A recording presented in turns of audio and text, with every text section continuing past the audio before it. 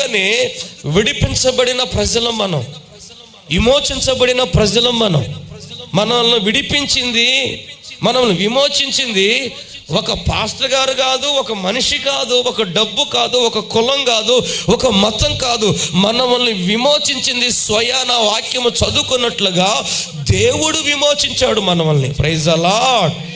ఒక పాపము నుండి, ఒక శాపము నుండి, ఒక లోకము నుండి, ఒక సాతాను నుండి ఒక మనిషిని విడిపించాలంటే ఒక మనిషి వల్ల కాదు. ఎవరి వల్ల అయ్యిద్ది అంటే అది దేవుడు వల్ల మాత్రమే అయ్యిద్ది. Praise the lord.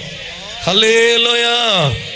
ఇక్కడ కూర్చున్న మీరు దేవుడు కోరుకునే కోరిక, వచ్చిన మీ కోరిక, మన కోరిక ఏమిటంటే మనం ఎప్పుడూ సంతోషంగా ఉండాలి. Praise the lord.